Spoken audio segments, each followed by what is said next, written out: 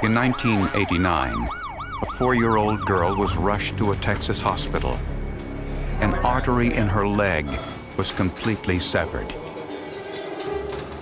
The little girl died shortly after arrival. Medical investigators believed the leg wound was no accident. Emory, Texas is a small farming community about 90 miles east of Dallas.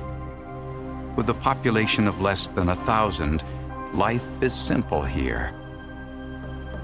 Peaceful and quiet.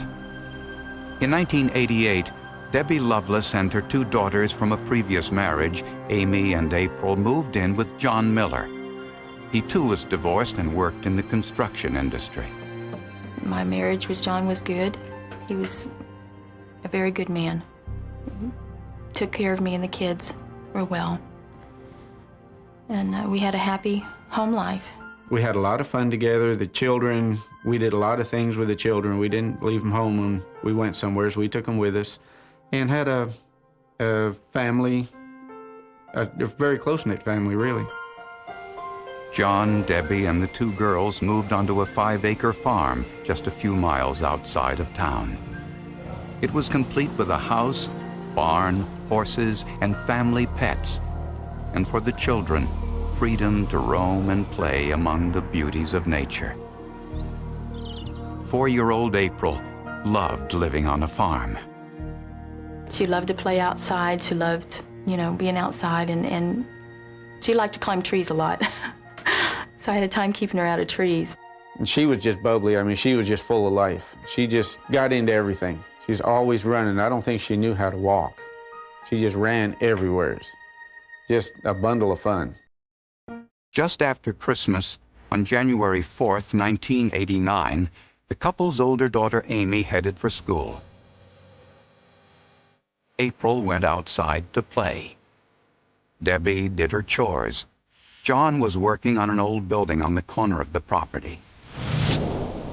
Around noon, Debbie called for April to come home for lunch, but there was no response. Then John came running towards the house carrying April, who was bleeding profusely from a severe leg wound. She didn't have any clothes on, and I couldn't do anything but scream. I was hysterical. I mean, because she was just black and blue all over, and I could see it at a distance, and it was horrible. Her right leg fell open, and there was a large gash in it all the way to the bone. I knew that this was a very serious wound. When she had already bled out, she has a very small amount of time in which to get help and survive. Even though John was a trained paramedic, there was little he could do. April had lost too much blood. The 4 by 6-inch gash in April's leg had torn away a large portion of her femoral artery. It was like that whole section of her leg was just gone. It was just like it had been ripped out. Doctors did everything they could to save April's life, but the damage was just too great. And it was just, she had went through too much, and she went into a second shock. And she just couldn't make it. 4-year-old April died on the operating room table. John told police that he found his stepdaughter nude under a tree and bleeding profusely from a leg wound. According to John, April said, "The dogs did it." The sheriff ordered an autopsy. The suspicion was murder. John Miller said his daughter April, before her death, told him that the dog caused her fatal leg wound. The local sheriff's department suspected foul play. Journalist David Hanners covered this story for the Dallas Morning News. They had a dead child on their hands, so they needed to investigate it, and I think their immediate thinking was someone killed her. During the autopsy, the The pathologist noticed long vertical marks and puncture wounds all over April's body, which he believed were indicative of some form of abuse. And he saw no indication that April's leg wound was caused by a dog, since the wound did not have the jagged edges often seen in animal bites. The wound was cleanly cut, and the pathologist concluded it had been made by a knife. His finding was that April had been murdered. As John and Debbie returned from April's funeral service, they faced a full-scale investigation. The police were everywhere. I don't know exactly how many, but there was people everywhere, walking everywhere and going through the house and walking everywhere outside. I said, what's going on? What are you doing?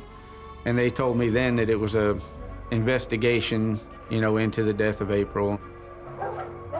They felt like that dogs couldn't have done that to her. It was very scary. I couldn't figure it. I couldn't understand how somebody could have come and done that. Police found April's blood on a fence post and some leaves, but found no other outward signs of any dog attack. There were 3 dogs on the property. 2 belonged to the family, the 3rd belonged to a neighbor.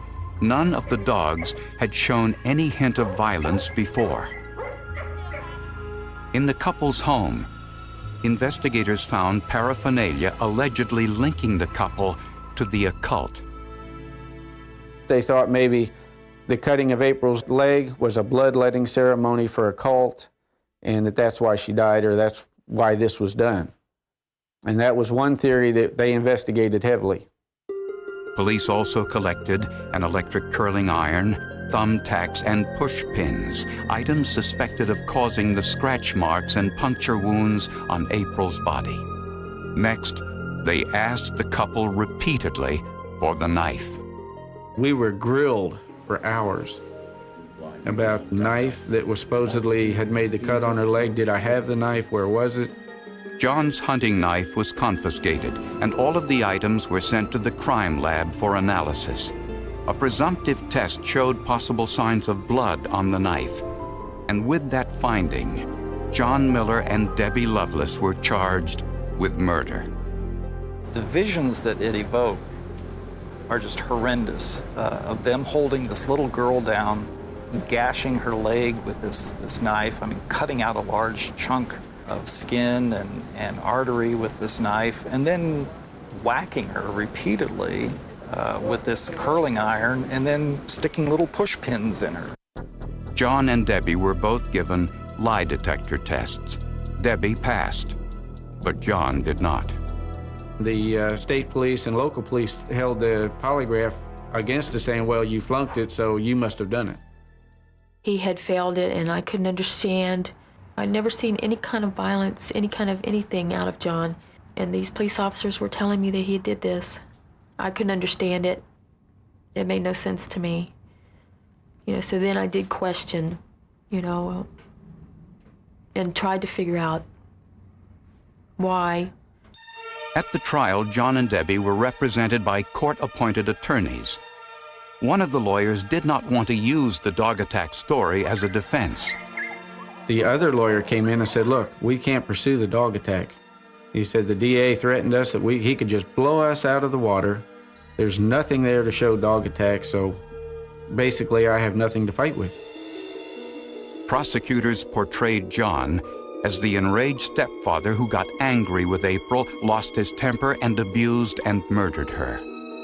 Debbie was portrayed as a battered wife, too afraid of her husband to do anything about it. Submitted into evidence was the autopsy report that April had been murdered, and the items from the couple's home which were suspected of causing the wounds. If you're sitting there listening to them lay out this theory of how they think this crime occurred, it's a horrendous case. It's horrible to think of them, holding this little girl down and doing this stuff to her. John's court-appointed attorney, Paul Chitwood, asked the judge for more time to interview prosecution witnesses. and he also requested funds to hire his own forensic expert. Both requests were denied. A defense chemist testified that the original test on John's hunting knife, which found blood, was presumptive. Further testing on the knife showed it wasn't human blood. And no blood was found on the curling iron, the push pins, or thumbtacks. The possibility of a dog attack was never presented to the jury. In final arguments, one of the defense lawyers admits it was murder, admits that April was murdered by someone, says, you know, she was murdered. I don't know who did it, but the state hasn't proved my client is the one who did it. The jury found both John and Debbie guilty of murder and sentenced them to life in prison. The first time that steel door clanged behind me, there is no sound that you've ever heard that sounds like that. It has a distinct sound that will just make your hair stand on end. You know that's not going to open again. I couldn't close my eyes and see anything except for the way she was when we found her and the way she looked when she died. I didn't sleep for a long time. I thought I was going to be there for the rest of my life. I had started fighting the day I got in. I had already written to Centurion Ministries, I'd written to the governor, I'd written to lieutenant governor, I'd written to congressmen. You know, I spent more money on stamps than I probably could have had a pretty good meal on it. When you're put in that position and you're convicted of something that you didn't do, I just lost all hope of anything good ever coming from it, you know, for it ever to be turned around. I knew I was innocent. I knew Debbie was innocent. And I was not going to stop fighting until I got somebody to prove we were innocent.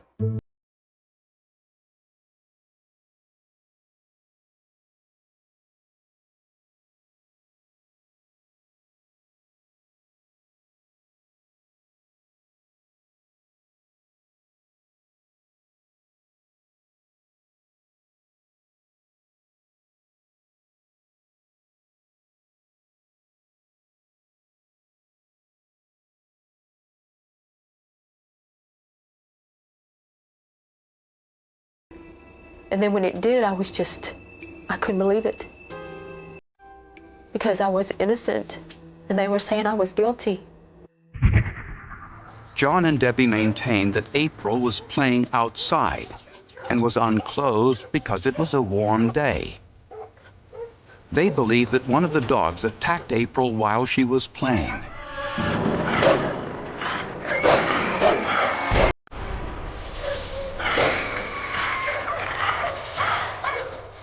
At lunchtime, when they were looking for April, they saw the dogs were agitated. When John followed them into the woods, he found April bleeding profusely from a leg wound.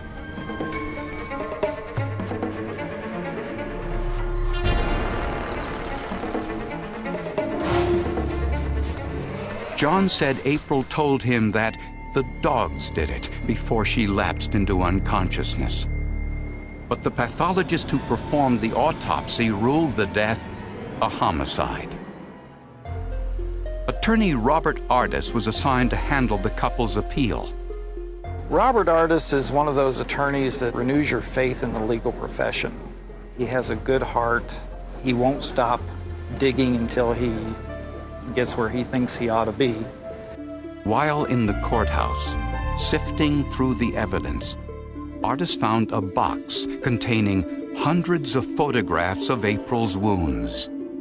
Most were autopsy photos, which had been shown to the jury at the trial. But he also found another set of photos taken just after April entered the emergency room. These were photos that had not been shown to the jury, and it wasn't clear whether John and Debbie's original defense lawyers had even seen them. When Ardis compared the two sets of pictures, he made a startling discovery. The pictures of April's leg wound were different. The pictures looked like that a dog has been involved in this death. Artis sent the photos to a forensic pathologist at the Southwestern Institute of Forensic Science in Dallas. After studying the photos, he said that this child had been attacked by a dog. He said, I can tell you, yeah, it's something with canine teeth. What we were able to show, how a dog's teeth would just overlay exactly on the puncture wounds around where the place had been taken out of her leg. Dr. Dennis Asen is a forensic odontologist and agrees that animal bites are often difficult to identify. He says that many animal bites don't look like bite wounds at all because animals often tear the flesh rather than biting it. When you have an injury pattern to determine whether it's a bite mark or not, you need to look at the entire situation to see what other clues and evidence there might be. Is this truly a bite mark or not? But if dogs had caused April's leg wound, why didn't the original pathologist see this? The answer was obvious. The wound looked different at the autopsy because it had been cleaned and trimmed with a scalpel while the surgeon attempted to repair the wound and save April's life. When you go into surgery, the wound in this particular instance was very jagged, very uneven, and the surgeon, using a scalpel, will go in and clean the wound up, and they will peel back and get back into fresh tissue there. And the new team of pathologists noted that many of the scratch marks on April's back consisted of 4 parallel lines. Lines corresponding with the 4 nails of a dog's forefeet. Here was a paw print. Here was another paw print. I'm told that as long as the person is alive, those particular bruises that had the print of a paw there would not show up. But when she was on her back in the operating room and died on the operating table, then the blood puddled in those places, and it made it very apparent when you looked at them that here was a paw print. There was now hope for a new trial.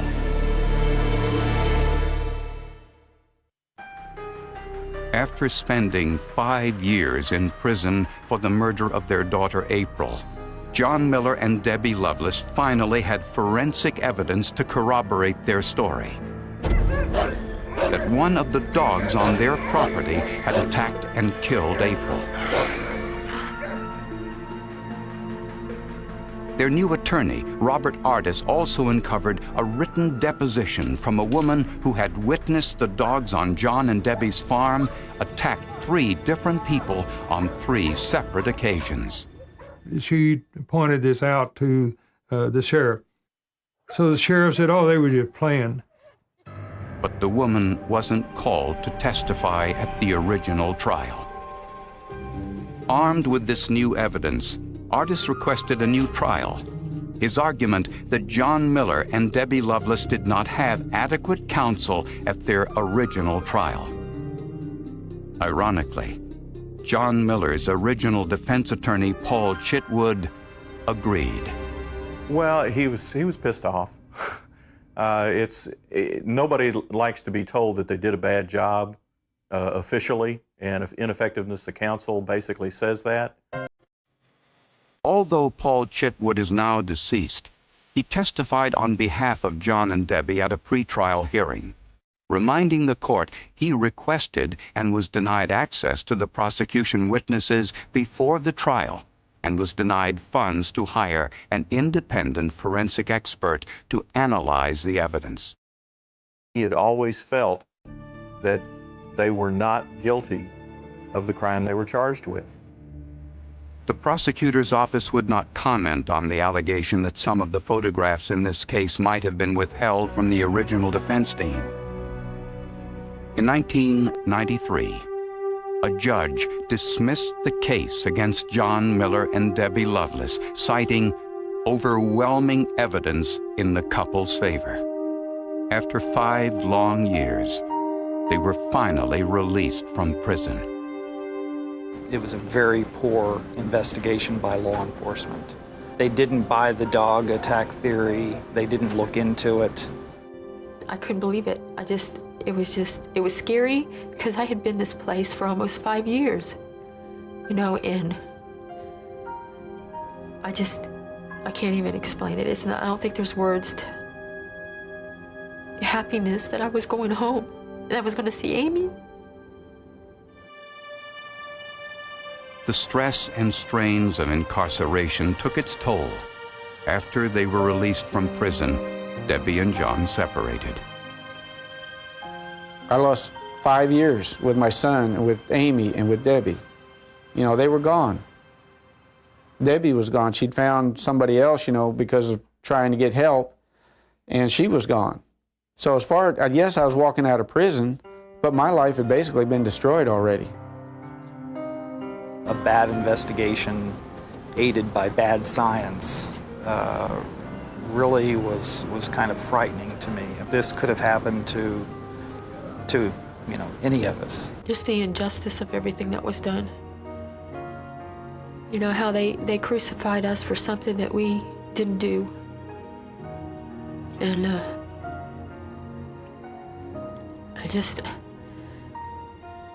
I don't understand why they did it. In 1995, police in California received an anonymous letter which identified a pair of severed hands as those of a Navy pilot who had been murdered. The letter described the murder in gruesome detail. Investigators searched for some clue to the identity of the author and the killer. San Diego, the second largest city in California, its bay is one of the finest natural harbors in the world and is home to one of the largest naval bases in the country. In 1994, workers at the San Diego Fibers Corporation were sifting through some cardboard in a recycling bin.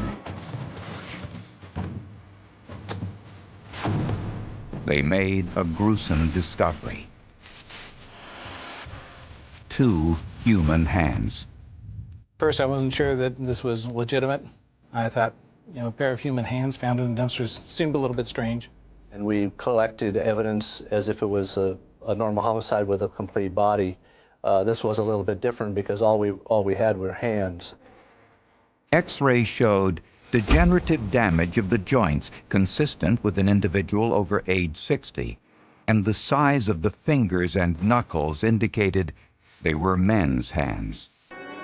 The right hand had one distinctive feature. The thumbnail was missing. Detectives checked local hospitals and morgues to see if they had a body of an elderly man without hands. On the other side of town, Mary Mead and Terry Holland were beginning to worry. They hadn't seen their father, Don Harden, in more than a week. And I called everybody that I could possibly get a hold of. Have you seen him? Have you heard from him? Nobody had heard anything. So that's at the point where I really got scared because I thought, where would he have gone? It's very hard to explain. You go through scared and then almost an anger and then worry. When police learned that Don Harden was missing the thumbnail of his right hand, they knew immediately, and a fingerprint analysis confirmed that the hands were those of 74-year-old retired Navy pilot Don Harden. It's a shock. I felt that we were in some badly produced police story from TV. I mean, this doesn't happen in real life, and it just really threw us for a loop. When homicide detectives searched Don Harden's home, they found evidence of robbery. The television, VCR, and microwave oven were all missing. So was Harden's pickup truck. The TV guide was opened to March 28th, which was probably the last day Don Harden was home. Small drops of blood were found in the kitchen, and it appeared that detergents and bleach had been used to wash the kitchen and bathroom floors. We were under the impression that it was either a missing persons report or a theft involved with a missing person. You never lose hope. You never lose hope. Don Hardin was a widower who had moved to San Diego a few years earlier to be near his daughters.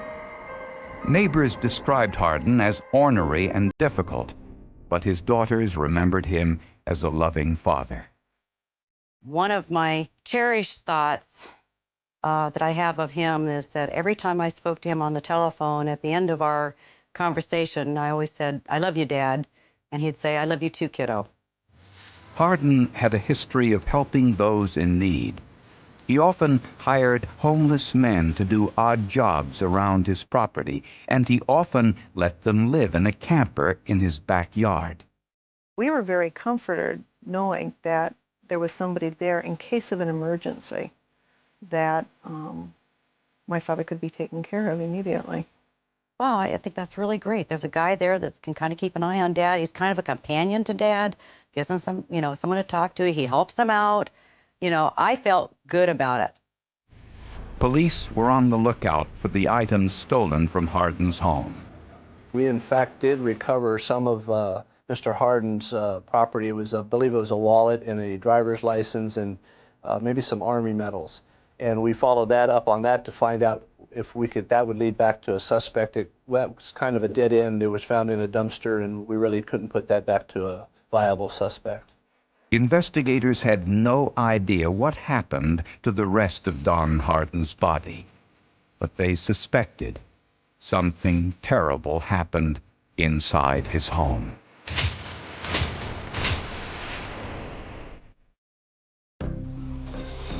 A pair of severed hands found at a San Diego recycling plant were identified as those of 74-year-old Don Hardin, a retired Navy pilot.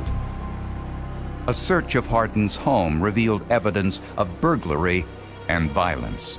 We were in the kitchen, and the kitchen floor had a fine white powdery substance unevenly applied over the whole floor. It was pretty obvious that some cleanser had been used to clean the floor up.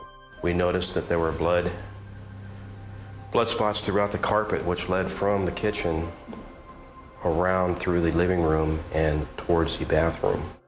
Behind the hamper, detectives found a blood stain and some human tissue inside the heating grate.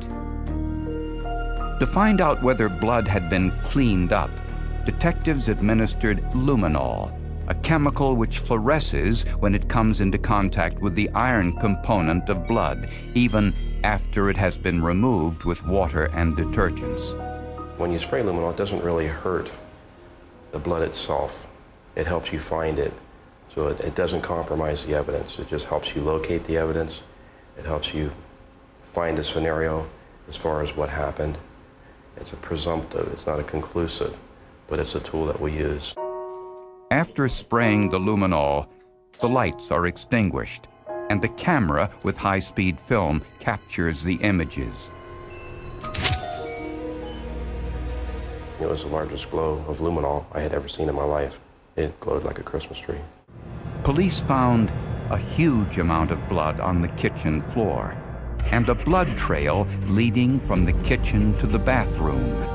And in the bathroom, there was even more blood. DNA tests revealed the blood was Don Hardin's.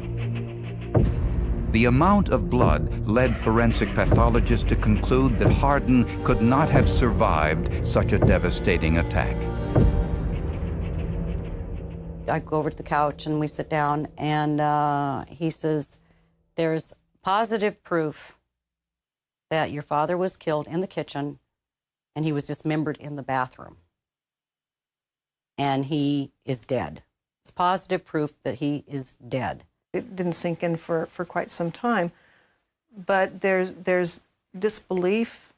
There's the question why. What could have possibly provoked it?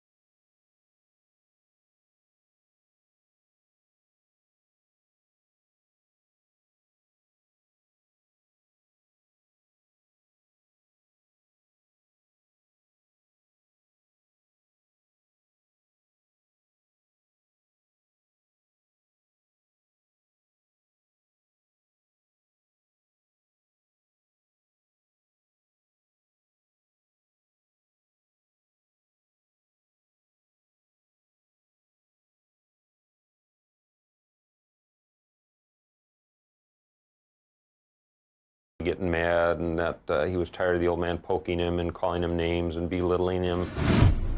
I want you to take your time.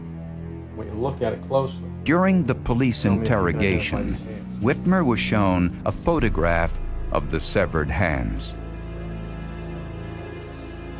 They're Don Harden's hands. How did you know that? And we asked him how he could know such a thing, and he just said he'd grown accustomed to seeing them over the year that they'd been together, and he just recognized them as being Mr. Harden's hands. But Whitmer would say no more. When police asked him to take a lie detector test, he refused. Whitmer's fingerprints were found inside Harden's home. But since he did odd jobs for Harden, this wasn't unusual. Mr. Whitmer was very nonchalant.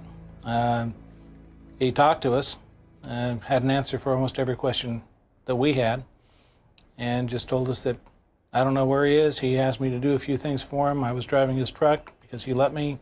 He asked me to take some things from his house and give them to other people, and I did. With no other leads, the case of Don Harden's disappearance went unsolved for over a year.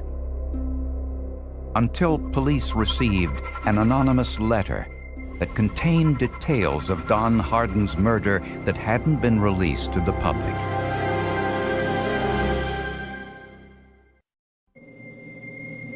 Forensic evidence indicated that Don Harden had been murdered inside his home, but all investigators ever recovered were his severed hands. More than a year after Don Harden's disappearance, police received a tip. An anonymous letter arrived at police headquarters containing details about Don Harden's murder. When I read it, I realized that whoever wrote the letter or provided the information for the letter knew something about our crime. There were things in the letter that only a suspect would know. I got real excited about it. The writer said that his friend, Bob, had identified Don Harden's killer. He was murdered by Dale Whitmer. Dale hated Mr. Harden, who abused him by hitting him with a cane if he didn't work hard enough. Dale's a heroin addict who lived behind Mr. Harden's home for a year or so before the murder.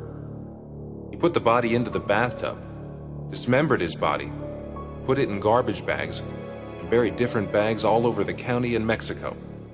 Harden's dismemberment in the bathtub was the information that had not been released to the public. The letter went on to say that Bob would not come forward to testify against Dale Whitmer. I asked him to contact you directly, but he didn't feel like he could do it. Bob is convinced that Dale will know Bob is the source of the information and may try to silence him or hurt him in some way. It was clear that the writer of the letter wanted to help, but did not want to get involved. Good luck, Detective. The Forensic Documents Office at the San Diego Police Department analyzed the letter and looked at the postmark for a clue to its origin. The letter wasn't mailed with stamps, but had gone through a postal meter, the type businesses normally use. Each postal meter prints a number on the envelope, which is the meter's registration number. But the writer had covered the number with white ink in an effort to conceal the letter's origin. We can look at letters for trace evidence, latent evidence, and in this case, obliterated evidence, and quite often find something that would allow us to source that document. But we can't always. Using what is known as a video spectral comparator, various light sources and filter combinations can often reveal what is hidden underneath ink and markers. The first attempts to see the meter number were unsuccessful. So Hugh Kerfman, the operator of the comparator, tried looking through the opposite side of the envelope by cutting it in half. He then used a blue-green light to penetrate the white ink, and it worked. So it was a pretty clear image, and Detective Lang looked at it and quickly said, well, there it is. The number of the meter, 5197451. The initials PB on the postmark indicated the manufacturer, Pitney Bowes. The serial number revealed the state, city, street name, and office address of the postal meter. It was located at Davis Capital Management in La Mesa, California. The owner of the company was Mark Davis, who was also a bishop in the Mormon Church. When confronted by police, Davis admitted that he wrote the anonymous letter. The source of his information was a member of his church.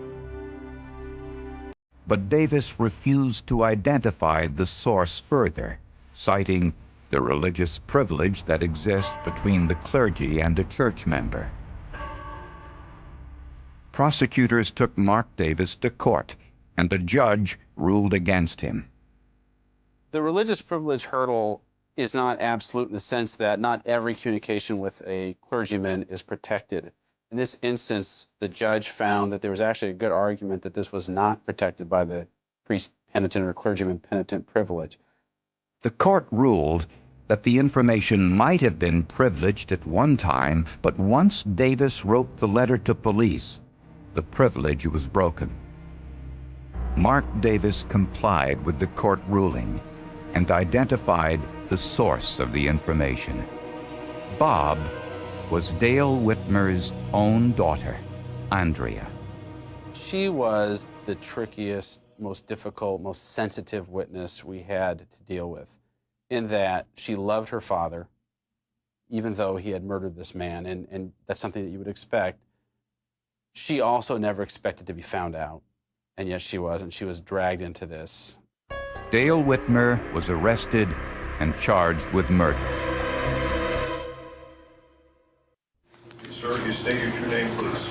Dale Calvin Whitmer. On September 15, 1997, Dale Whitmer went on trial for the murder of Don Hardin. He pleaded not guilty. The star witness against him, his daughter Andrea, found herself in a difficult position. If she lies on the stand to protect her father, she betrays her God. If she tells the truth on the stand, she is true to her religion, but she betrays her father. Which one do you choose if you're Andrea Whitmer? Andrea Whitmer chose to tell the truth, and she corroborated everything that Mark Davis had written in his letter. The letter said Dale Whitmer was a heroin addict and desperately needed money.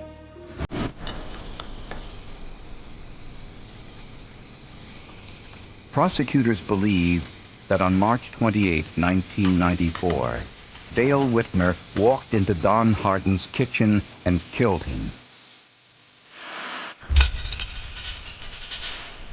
The motive was robbery and revenge for past abusive treatment. The luminol evidence suggests that Hardin was bleeding profusely in the kitchen, and the body was dismembered in the bathtub.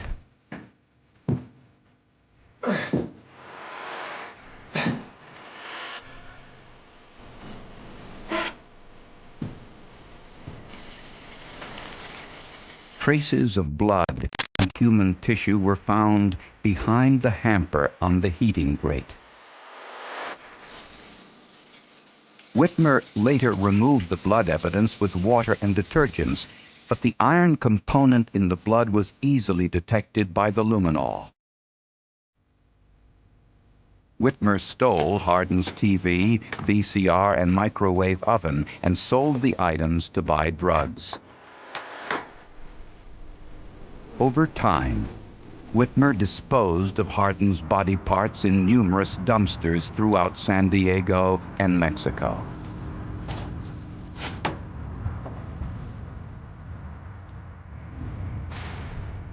The hands were the only part of Don Hardin's body ever recovered. The jury found Dale Whitmer guilty of second-degree murder.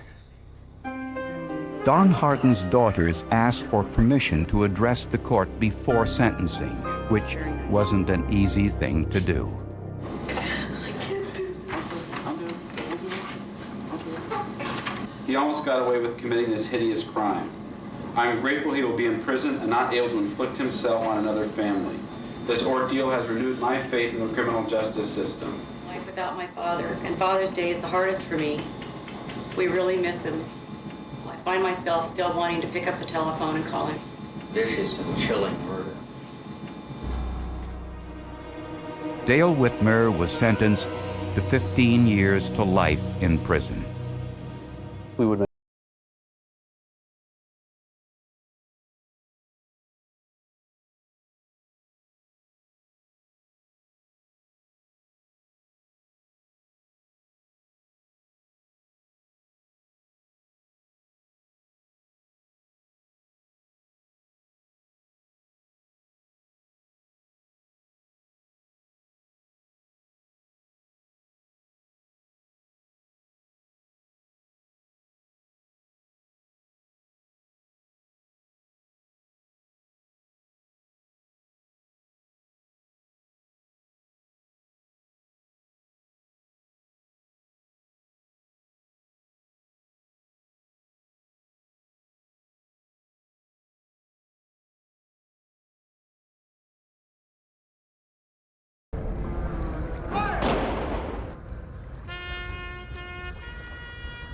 After the trial, Don Hardin's hands were cremated and his ashes were buried by the U.S. Navy at sea off the coast of California.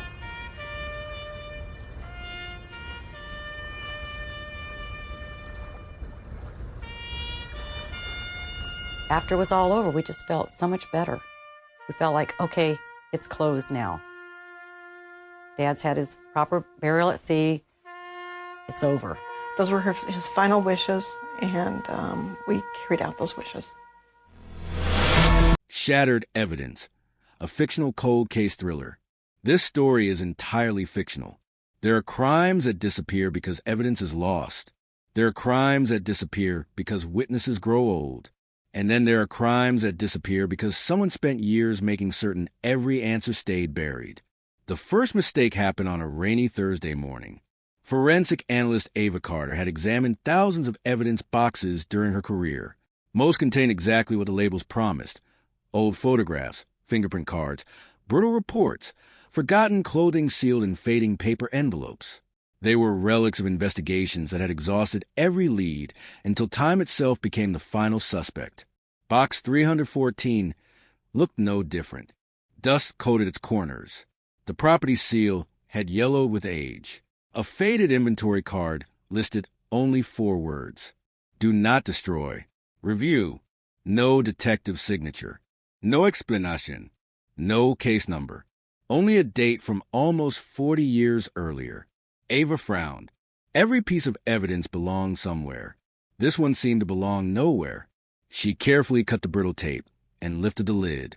Inside rested a single envelope. No fingerprints marked the surface. No handwriting identified the sender. Only one sentence had been typed across the front. Someone knew the evidence would survive longer than the lie. The room suddenly felt quieter. Ava opened the envelope. Inside lay an undeveloped roll of 35mm film, a cracked cassette tape, and a laboratory request form that had never been completed. Across the bottom of the form, someone had written in blue ink, "When technology catches up, try again." She checked the archive database. Nothing. No matching inventory number. No missing person report. No homicide file. No court record. It was as if the evidence had been prepared for a case that officially never existed. Detective Daniel Brooks received the call just before noon. He expected another paperwork error. Instead, he found Ava standing over the evidence table without saying a word. She simply handed him the envelope. He read the message once. Then again. Where did this come from? The archive says nowhere.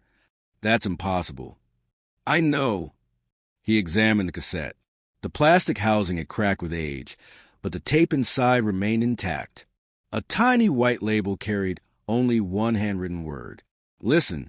Hours later, audio specialists restored enough of the damaged cassette to recover fragments of sound: static, wind, footsteps over gravel. Then a woman whispered only 5 words. "They're watching the wrong road." The recording ended abruptly. No scream, no gunshot, no names, just silence. Daniel replayed the sentence several times. "They're watching the wrong road." It sounded less like fear, more like a warning. Meanwhile, the undeveloped film was sent to the imaging laboratory. Every technician expected blank frames ruined by time. Instead, image after image slowly emerged. A deserted farmhouse, a narrow wooden bridge, a rusted mailbox without a name. The final photograph stopped everyone in the room. It showed a man standing beside an old pickup truck. His face had been scratched away, deliberately, not by age, not by damage. Someone had destroyed only his identity. Everything else remained untouched. Daniel pinned the photographs across the evidence board. The bridge, the farmhouse, the mailbox, the faceless man. Ava noticed something almost immediately. The shadows. Daniel looked closer. They're wrong. Every photograph had been taken within minutes of one another, yet the shadows pointed in different directions. The locations were connected. The timeline was not. Whoever assembled the roll wanted the viewer to believe everything happened on the same day. It hadn't. The film was telling a story, just not in chronological order. That evening, Ava searched the basement archive again. She wasn't looking for evidence anymore. She was looking for absence. Empty shelves, missing inventory cards, boxes whose numbering skipped without explanation. Near the back of the storage room, she found an old steel filing cabinet that no longer appeared on any building map. Most drawers were empty. One refused to open. After several attempts, the rusted lock finally gave way. Inside rested a single index card. Typed across the top were 3 words. "Second review required." Below them appeared 6 inventory numbers. 5 had been crossed out. The 6 matched the mysterious evidence box sitting upstairs. In the lower corner, someone had added one final handwritten note.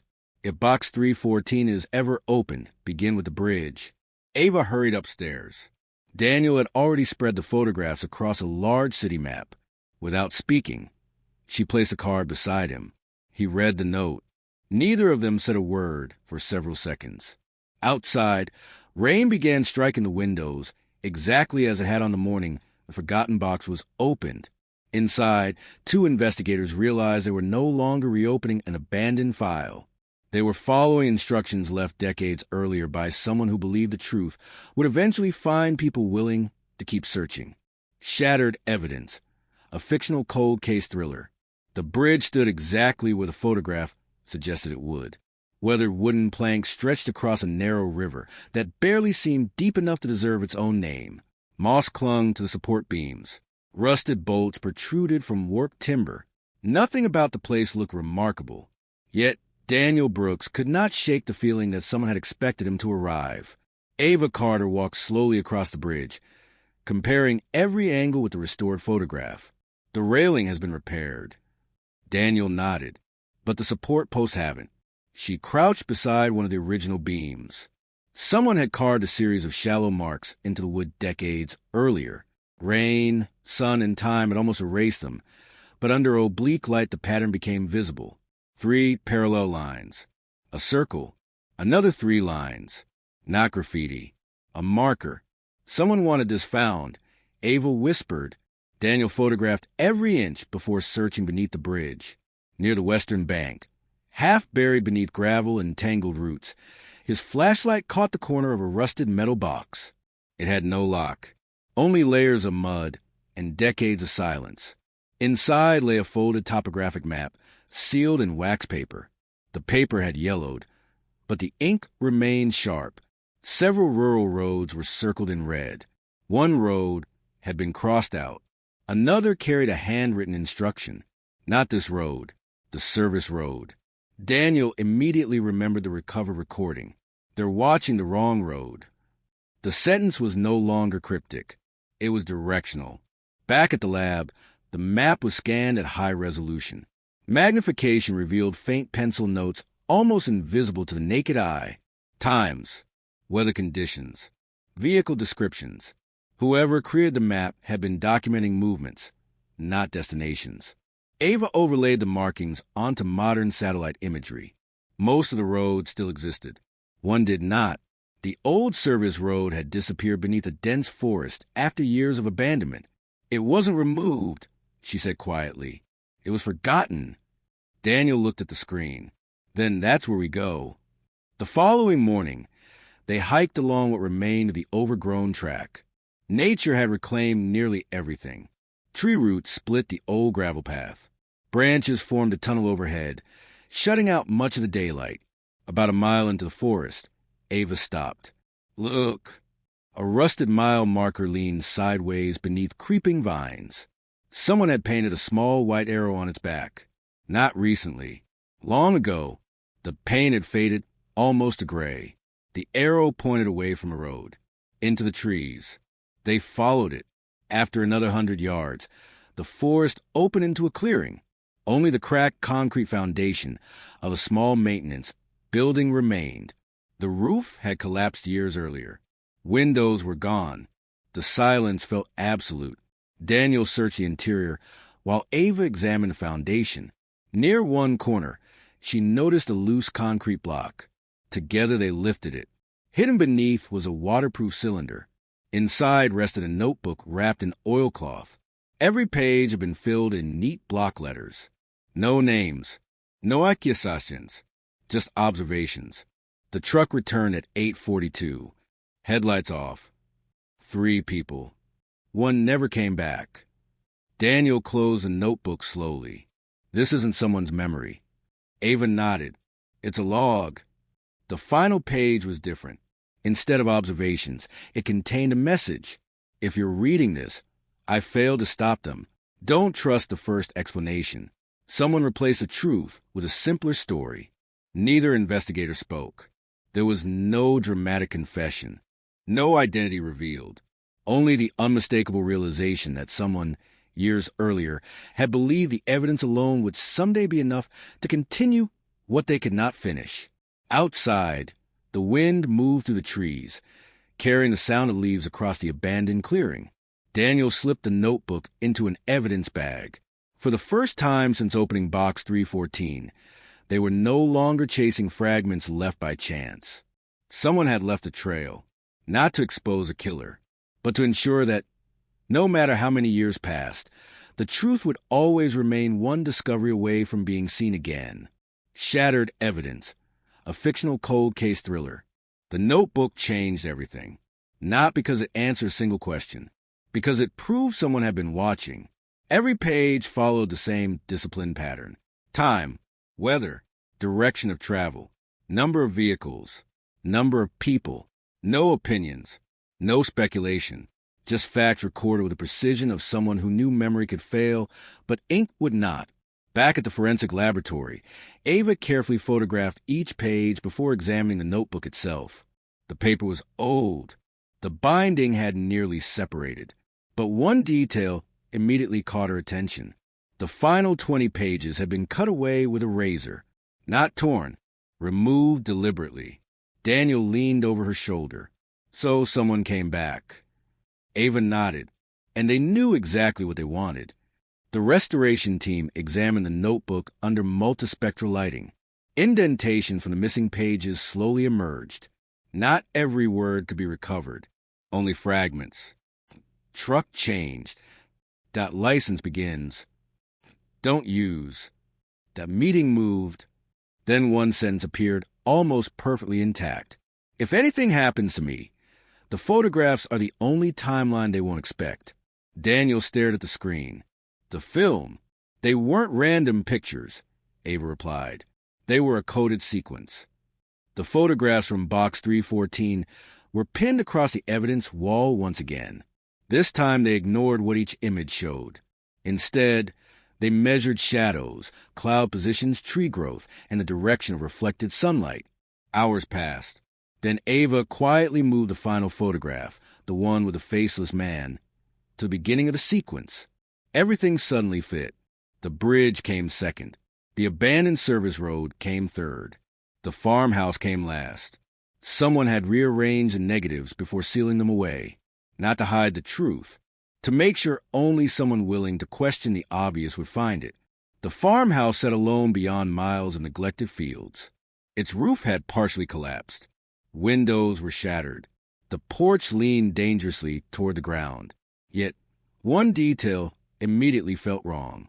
Dust covered every surface inside, except one narrow path across the wooden floor. Daniel crouched. No footprints. Exactly, Ava replied. The dust settled around something. She followed the clear strip to an old cast-iron stove standing against the far wall. The stove had not been used in decades. Still, it moved far too easily when Daniel pushed against it. Behind it, hidden inside the brick chimney, rested a small metal container. Inside were dozens of photographic negatives, every one carefully numbered. Most had deteriorated beyond recovery.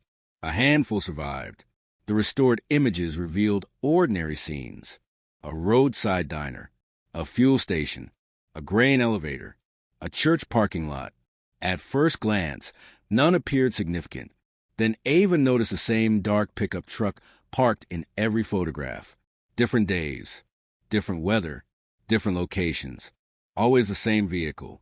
Always in the background, not following the photographer. Watching, Daniel circled the truck in each image.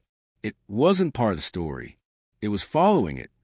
Late that evening, while reviewing the negatives frame by frame, Ava paused on one image that had nearly been discarded because of damage. A reflection in the diner's front window showed someone holding the camera. Only a silhouette, no face, but hanging from a photographer's shoulder was a distinctive leather satchel. Daniel immediately opened the evidence envelope from box 314, the laboratory request form. Along one corner appeared the faint imprint of a manufacturer's logo. The same satchel. The photographer and the person who assembled box 314 were almost certainly the same individual, not an anonymous witness, the architect of the entire trail. A heavy silence settled over the investigation room. The board was no longer filled with disconnected clues. It showed intention. Someone had documented movements, hidden evidence in multiple locations, reordered photographs, recorded warnings, prepared instructions, then vanished before revealing why. Daniel looked once more at the typed message on the original envelope. Someone knew the evidence would survive longer than the lie. For the first time, the sentence no longer sounded like a warning. It sounded like a promise. Outside, night settled over the city. Inside the lab, the recovered negatives dried beneath soft archival lights, each frame revealing another tiny fragment of a story that had waited decades, not to be remembered, but to be finished. Shattered evidence, a fictional cold case thriller. The next morning began before sunrise. No one had slept much. Daniel Brooks sat alone in the incident room, staring at the wall of photographs that now covered nearly every available surface. Red strings had been replaced by timelines. Timelines had been replaced by maps. Every clue seemed to point toward a single conclusion without ever stating it outright. Someone had anticipated failure. Every hidden notebook, every buried container, every photograph, every recording. None of them had been designed to solve the mystery immediately. They had been designed to survive. Ava Carter entered carrying a fresh evidence folder. I found something. Daniel looked up. The photographic negatives. She placed 2 enlargements on the table. They weren't all taken with the same camera. He frowned. You're sure? She nodded. The lenses leave different distortion patterns. Most came from one camera. She slid a second enlargement forward, but these 3 didn't. The difference was subtle, almost invisible. Yet once she pointed it out, Daniel couldn't ignore it. Someone else had been documenting the same events. 2 photographers, 2 perspectives, 1 hidden story. The recovered negatives were arranged chronologically using vegetation growth, weather records, and the angle of the afternoon sun. Only then did another pattern emerge. The second photographer never appeared first. Always second. Always farther away. Watching the first photographer. Not following. Observing. Daniel leaned back in his chair. So, whoever documented everything that was also being documented. Ava finished. The room fell silent. Later that afternoon, a forensic imaging specialist restored a damaged corner of one negative using non-destructive digital enhancement. A shape slowly emerged from what had looked like random scratches. Not a face, a license plate. Most characters remained unreadable. Only 4 survived. K7L2.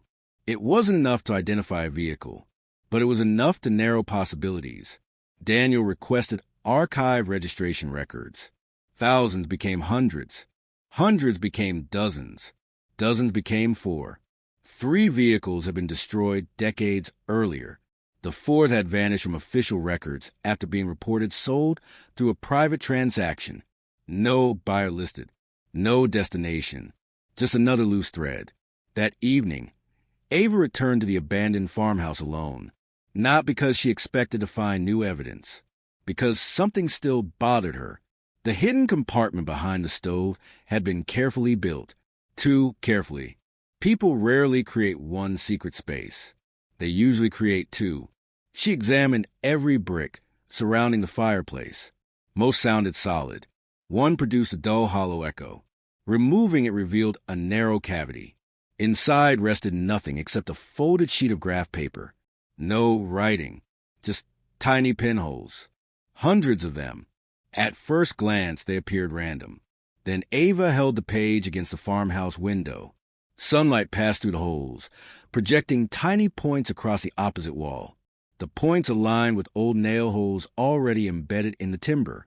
Together, they formed a simple outline, a compass, an arrow, and beneath it, one word, north. Daniel arrived minutes later. Neither of them spoke. They simply followed the direction indicated by the projected arrow. Almost 200 yards beyond the farmhouse stood the remains of a stone well hidden beneath vines. The cover had partially collapsed. Inside, instead of water, they found years of fallen leaves. Daniel shone his flashlight downward. Halfway to the bottom, something reflected the beam, a metal case. The recovery took nearly an hour. The hinges had rusted shut. When the forensic team finally opened it back at the laboratory, everyone leaned forward expecting a dramatic revelation. Instead, they found something quieter, a stack of sealed letters. Every envelope carried a different date. Every one remained unopened. On the first envelope, written in neat block capitals, appeared a single instruction: open only after the evidence has been understood. Daniel looked at Ava. She smiled faintly. We're not there yet. He carefully returned the envelope to the case. For the first time since Box 314 had been opened, neither of them felt impatient. Whoever had built this trail had never intended the truth to be discovered in a single breakthrough. It was meant to be earned one careful observation at a time. Outside, the last light of day faded behind distant hills. Inside the evidence room, the sealed letters waited in absolute silence, holding their story for one investigation that was finally asking the right questions. Shattered Evidence, a fictional cold case thriller. The next morning began before sunrise. No one had slept much. Daniel Brooks sat alone in the incident room, staring at the wall of photographs that now covered nearly every available surface. Red strings had been replaced by timelines. Timelines had been replaced by maps. Every clue seemed to point toward a single conclusion without ever stating it outright. Someone had anticipated failure. Every hidden notebook, every buried container, every photograph, every recording. None of them had been designed to solve the mystery immediately. They had been designed to survive. Ava Carter entered carrying a fresh evidence folder. I found something. Daniel looked up. The photographic negatives. She placed 2 enlargements on the table. They weren't all taken with the same camera. He frowned. You're sure? She nodded. The lenses leave different distortion patterns. Most came from one camera. She slid a second enlargement forward, but these 3 didn't. The difference was subtle, almost invisible. Yet once she pointed it out, Daniel couldn't ignore it. Someone else had been documenting the same events. 2 photographers, 2 perspectives, 1 hidden story. The recovered negatives were arranged chronologically using vegetation growth, weather records, and the angle of the afternoon sun. Only then did another pattern emerge. The second photographer never appeared first. Always second. Always farther away. Watching the first photographer. Not following. Observing. Daniel leaned back in his chair. So, whoever documented everything that was also being documented. Ava finished. The room fell silent. Later that afternoon, a forensic imaging specialist restored a damaged corner of one negative using non-destructive digital enhancement. A shape slowly emerged from what had looked like random scratches. Not a face. A license plate. Most characters remained unreadable. Only 4 survived. K7L2. It wasn't enough to identify a vehicle, but it was enough to narrow possibilities. Daniel requested archive registration records. Thousands became hundreds. Hundreds became dozens. Dozens became 4. 3 vehicles had been destroyed decades earlier. The 4th had vanished from official records after being reported sold through a private transaction. No buyer listed. No destination. Just another loose thread. That evening, Ava returned to the abandoned farmhouse alone. Not because she expected to find new evidence. Because something still bothered her. The hidden compartment behind the stove had been carefully built. Too carefully. People rarely create one secret space. They usually create 2. She examined every brick surrounding the fireplace. Most sounded solid. One produced a dull, hollow echo. Removing it revealed a narrow cavity. Inside rested nothing except a folded sheet of graph paper. No writing. Just tiny pinholes. Hundreds of them. At first glance, they appeared random. Then Ava held the page against the farmhouse window. Sunlight passed through the holes, projecting tiny points across the opposite wall. The points aligned with old nail holes already embedded in the timber. Together, they formed a simple outline, a compass, an arrow, and beneath it, one word, north. Daniel arrived minutes later. Neither of them spoke. They simply followed the direction indicated by the projected arrow. Almost 200 yards beyond the farmhouse stood the remains of a stone well hidden beneath vines. The cover had partially collapsed. Inside, instead of water, they found years of fallen leaves. Daniel shone his flashlight downward. Halfway to the bottom, something reflected the beam, a metal case. The recovery took nearly an hour. The hinges had rusted shut. When the forensic team finally opened it back at the laboratory, everyone leaned forward expecting a dramatic revelation. Instead, they found something quieter, a stack of sealed letters. Every envelope carried a different date. Every one remained unopened. On the first envelope, written in neat block capitals, appeared a single instruction: open only after the evidence has been understood. Daniel looked at Ava. She smiled faintly. We're not there yet. He carefully returned the envelope to the case. For the first time since Box 314 had been opened, neither of them felt impatient. Whoever had built this trail had never intended the truth to be discovered in a single breakthrough. It was meant to be earned one careful observation at a time. Outside, the last light of day faded behind distant hills. Inside the evidence room, the sealed letters waited in absolute silence, holding their story for one investigation that was finally asking the right questions. The Glass Labyrinth, a fictional mystery thriller. No one remembered who had built the maze. That was the first strange thing. The second was that every map of Blackridge showed something different. On older maps, the hill overlooking the town was empty. On newer maps, a narrow footpath climbed toward a circle of trees. Local children claimed an abandoned greenhouse stood there, hidden beneath ivy and broken glass. Older residents insisted nothing had ever existed on the hill at all. Architect Mara Ellison dismissed the stories as local folklore until a survey drone photographed something impossible. Beneath the tangled canopy, sunlight reflected from hundreds of shattered glass panels arranged in perfect geometric lines. The image looked less like a ruin and more like a puzzle waiting to be assembled. She hiked to the hill the next morning. The climb was steep. Mist clung to the trees, muting every sound except the crunch of leaves beneath her boots. Then the forest ended. Before her stood the remains of an enormous Victorian glass house. Its iron framework still reached toward the sky like the ribs of some forgotten giant. Most of the panes had shattered decades earlier. Those that remained reflected the morning light into dazzling fragments that danced across the overgrown floor. A weathered brass plaque rested beside the entrance. The inscription had almost disappeared. Only 4 words remained legible. "Follow the light." Mara stepped inside. The air felt strangely still. Rows of cracked glass walls stretched in every direction, dividing the greenhouse into dozens of narrow corridors. At first they seemed random. Then she noticed something. Every corridor reflected the sunlight differently. Some glowed warm gold. Others shimmered with pale blue light. One passage remained completely dark. She chose the brightest path. 10 minutes later, she emerged exactly where she had started. She frowned. She tried again. Different corridor. Same result. The maze was not circular. It simply redirected every wrong choice. Only after nearly an hour did she stop walking and begin observing. A single ray of sunlight entered through a broken roof panel. It struck one pane, then another, then another. The reflections formed a continuous line leading through the labyrinth. Not random. Designed. She smiled. The building had never been intended to trap visitors. It expected them to pay attention.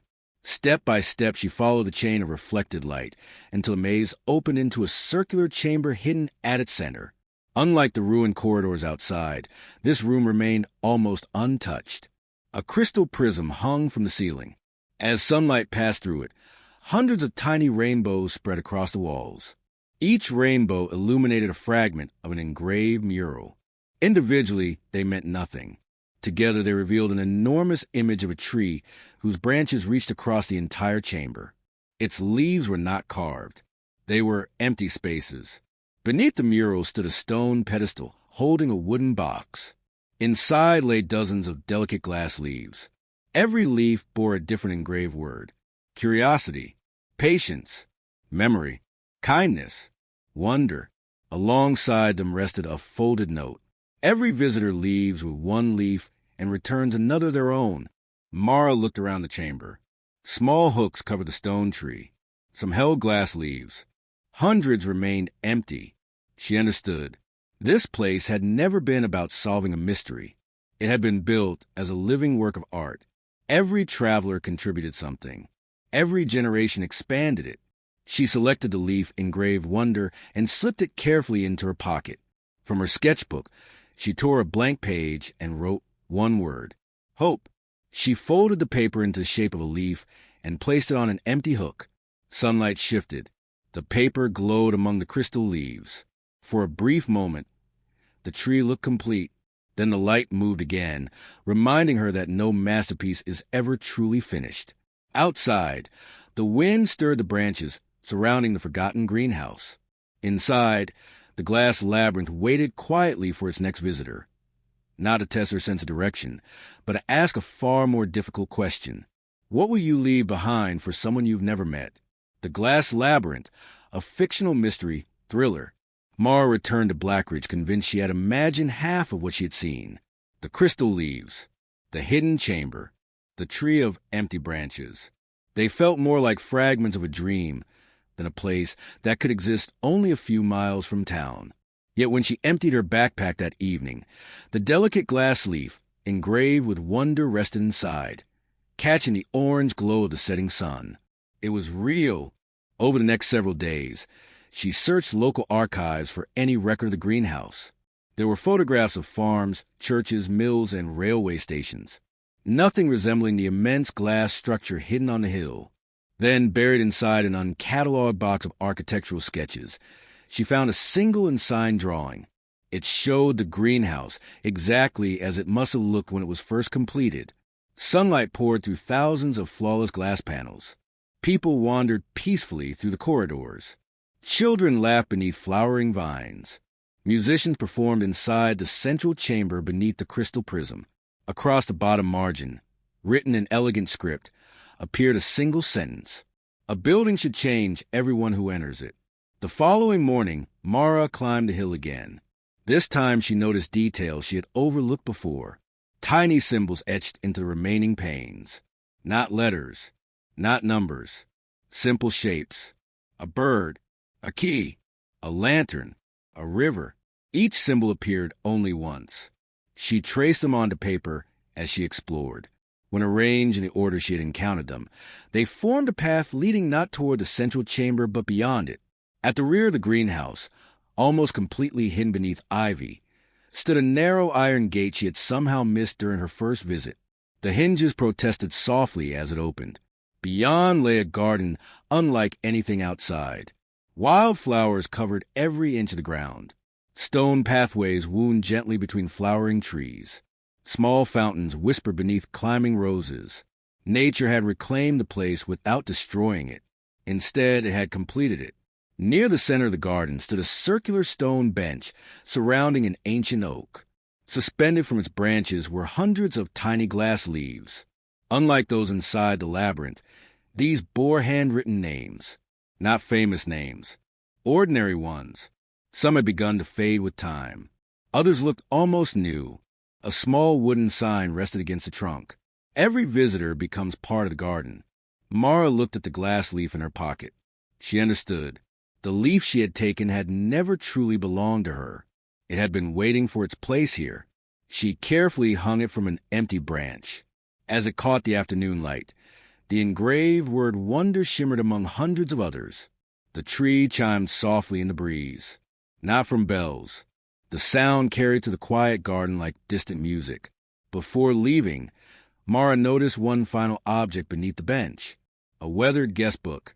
Its pages stretched back decades.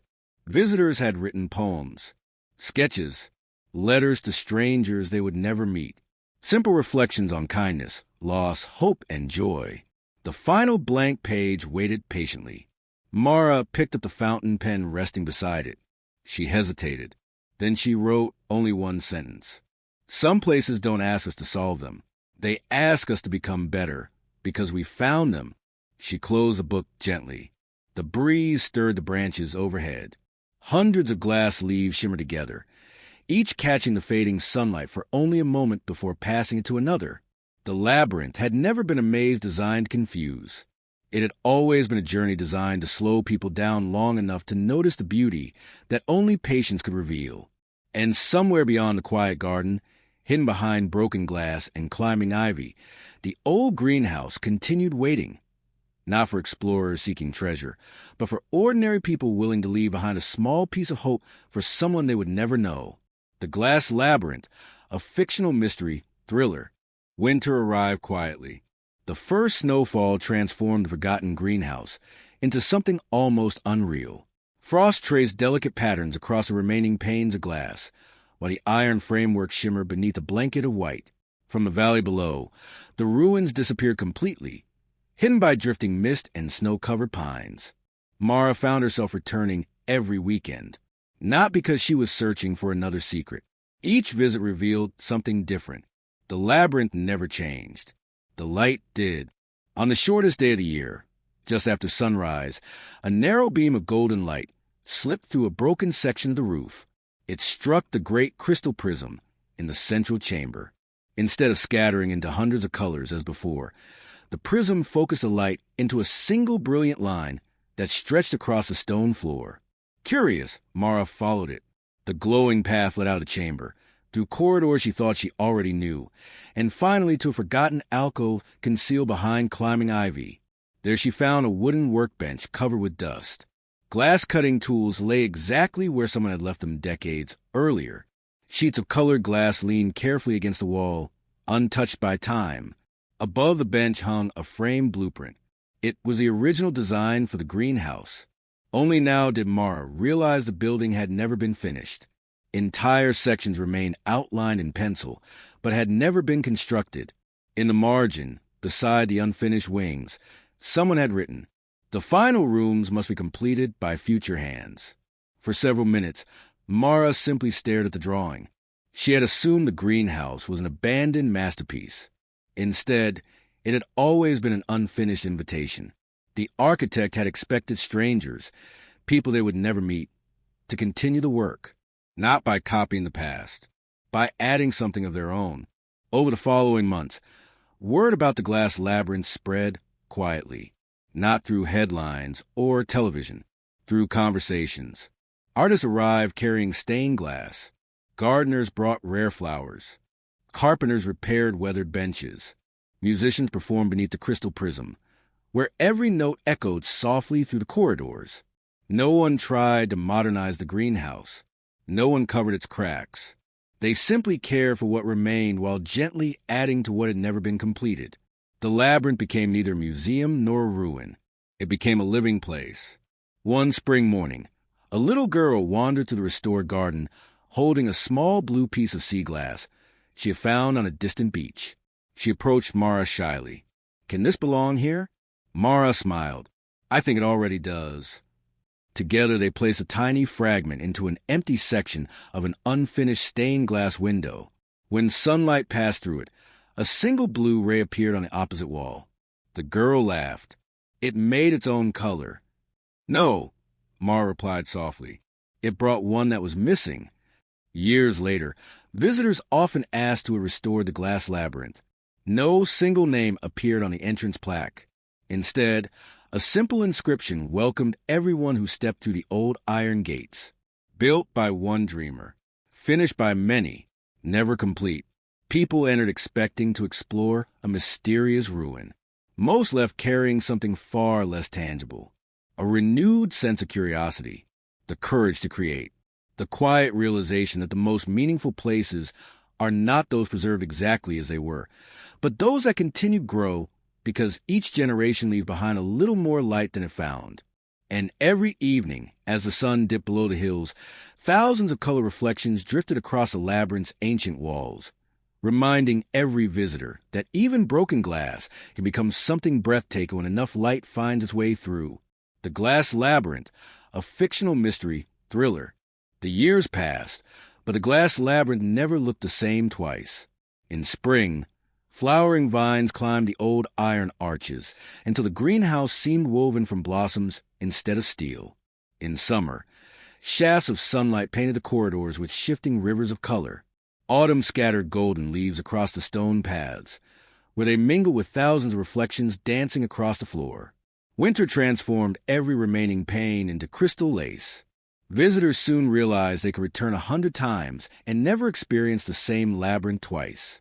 It wasn't the walls that changed. It was the light. One afternoon, Mara noticed something she had never seen before. Near the entrance stood a young man sketching the greenhouse with remarkable precision. Unlike the tourists who admired the colors, he ignored the stained glass entirely. Instead, he measured every arch, every beam, every angle. When he finally closed his notebook, Mara approached him. "You draw like you're trying to rebuild it." He smiled. "Not rebuild. Understand." He introduced himself as Julian Mercer, a structural engineer fascinated by forgotten architecture. For weeks they explored every corner together. Julian believed every building carried the personality of its creator. The Glass Labyrinth, however, felt different. It wasn't designed to impress people, he said one evening. It was designed to change them. Mara laughed softly. "I've been trying to explain that for years." As restoration continued, volunteers uncovered a narrow spiral staircase hidden beneath climbing ivy near the eastern wing. The steps descended into a cool underground chamber untouched by weather. Unlike the colorful greenhouse above, this room was built entirely from pale stone. There were no windows, no reflections, only silence. At its center stood a circular table carved from white marble. Embedded into its surface was a simple brass compass. The needle never pointed north. Instead, it slowly rotated before settling toward whichever staircase someone had used to enter. Julian frowned. "That's impossible." Mara shook her head. "No," she smiled. "It's intentional." A small inscription circled the edge of the table. "The journey always begins where you choose to enter." There were no hidden mechanisms, no tresure, no elaborate puzzle waiting to be solved. The room offered only an idea. Every visitor arrived carrying different experiences. Every journey through the labyrinth began from a different place. The discovery inspired something unexpected. Visitors began leaving small handwritten notes in the underground chamber, not because anyone asked them to, because the quiet room invited reflection. One note read, Today I remembered how to slow down. Another simply said, I called my brother after 10 years. A child drew a rainbow stretching across a cracked window. An elderly woman wrote, Thank you for proving beautiful things can survive being broken. Before long, a wooden cabinet was placed beside the staircase to protect the growing collection. No names, no addresses, just anonymous moment of gratitude, hope, forgiveness, and courage. The labyrinth had quietly become more than architecture. It had become a place where strangers left pieces of themselves for other strangers to discover. Many years later, when Mara's own hair had begun to turn silver, she climbed the hill once again just before sunset. The greenhouse no longer looked abandoned. Children ran laughing through the corridors. Artists painted beneath the flowering arches. Musicians tuned their instruments in the central chamber. Gardeners carefully tended roses climbing the old iron frames. The building was alive. She stood beneath the crystal prism as the last rays of daylight scattered into thousands of colors overhead. Julian joined her, smiling as he looked around.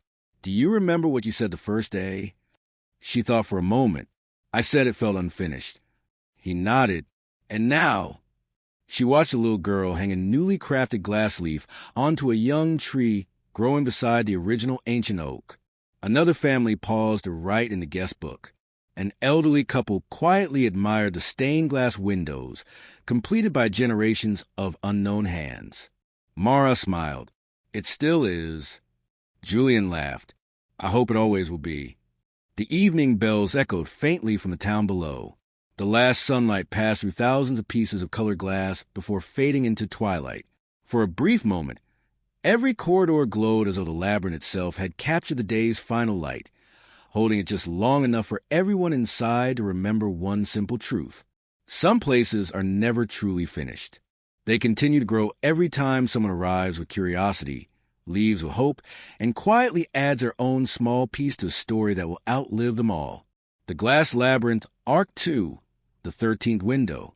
For nearly 20 years, no one questioned the number. 12 great stained glass windows surrounded the central chamber of the glass labyrinth. Every guidebook listed them. Every architect sketched them. Every restoration record confirmed them. 12. Always 12. Until the morning one disappeared. No one saw it happen. The eastern window was simply gone. There were no broken fragments scattered across the floor. No damaged iron frame. Only an empty opening where colored sunlight had poured through for decades. Visitors stood silently beneath the crystal prism, staring upward. It must have been stolen. It couldn't have been. The frame is untouched. By noon, experts from across the region had arrived. Every measurement matched the original blueprints. Every bolt remained sealed beneath layers of paint older than anyone present. According to the structure itself, no window had ever occupied that space. Yet hundreds of photographs proved otherwise. Mara Ellison spread the images across a long oak table. Every photograph clearly showed 12 windows. Every modern inspection of the building revealed only 11. Neither could explain the other. Julian Mercer examined the iron framework through a laser scanner. The metal hasn't been cut. It hasn't even moved. Mara folded her arms. So where did it go? Julian looked up into the lattice of steel. I think we're asking the wrong question. She raised an eyebrow. What if... He hesitated. It didn't disappear? The room fell silent. What if something else changed? For 3 days, the labyrinth remained closed. Architects measured every beam. Historians searched forgotten drawings. Conservators compared thousands of archive photographs. Nothing explained the contradiction. Late on the third evening, Mara climbed alone into the maintenance walkways above the crystal prism. The narrow catwalks had not been used in years. Dust covered every plank, except one. A single trail crossed the beams. Fresh. Someone had walked there recently. She followed it carefully until it ended beside an iron support hidden high above the chamber. Carved into the metal was a tiny symbol she had never noticed before. A simple circle. Inside it rested the Roman numeral. 13, not 12. 13. Her pulse quickened. There had always been another window. No one had remembered it. The discovery triggered a complete review of the original restoration archives. Most documents still described 12 windows. Then an elderly volunteer arrived carrying a leather portfolio inherited from his grandfather, one of the greenhouse's earliest restorers. Inside lay a faded watercolor, painted nearly a century earlier. The artist had labeled every window, not with numbers, with names: hope, patience, wonder, memory, kindness, courage, grace, joy, truth, silence, light, home, and one final title written in pale silver ink that had almost vanished with time: Possibility, the 13th window. No drawing showed what it looked like. Only the name remained. That night, as rain tapped gently against the greenhouse roof, Mara returned to the empty frame. Lightning flashed beyond the shattered glass. For the briefest instant, she thought she saw something impossible. Not outside the opening. Inside it, a faint outline, as though an invisible stained glass window still occupied the frame, catching the lightning for only a fraction of a second before disappearing into darkness again. She reached out instinctively. Her fingertips met nothing but cool air. Then a voice echoed softly through the silent chamber. Not loud, not frightening, barely more than a whisper carried by the wind. You cannot see what the labyrinth has not yet asked you to become. The words faded before she could determine where they had come from. Julian entered moments later, his flashlight sweeping across the chamber. I saw the lights from outside. Mara slowly lowered her hand. You won't believe what I just heard. Julian looked toward the empty frame. For several long seconds, neither of them spoke. Then he pointed upward. Mara. She followed his gaze. Moonlight had replaced the storm. Across the opposite wall, 12 windows cast 12 pools of colored light. Between them shimmered a 13th, pale, silver, almost transparent, visible only for a heartbeat before vanishing once more. The labyrinth had revealed another mystery, not hidden beneath the earth, not locked behind secret doors, hidden instead within memory itself. Somehow, an entire window had been forgotten by history, yet the building had never forgotten. And somewhere within the ancient framework of glass and iron, the forgotten window waited patiently for someone to remember not where it had gone, but why it had been erased in the first place. The glass labyrinth, Arc 2, the 13th window. Nobody slept well after the silver light appeared.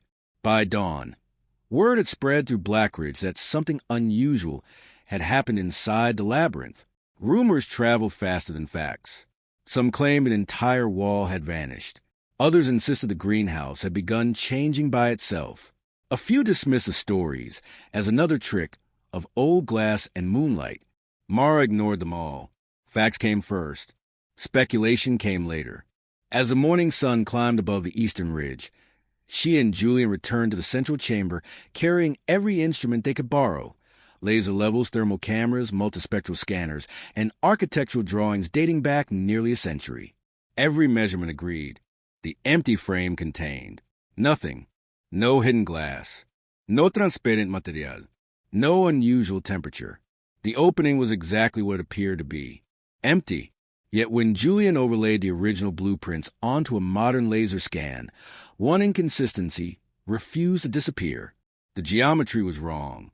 Not dramatically. Only by a few centimeters.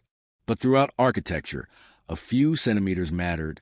The circle formed by the 12 windows was no longer perfectly symmetrical. It had been designed for 13.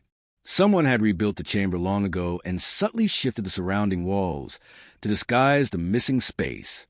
It was an astonishing piece of craftsmanship, so precise that generations of architects had accepted it without question.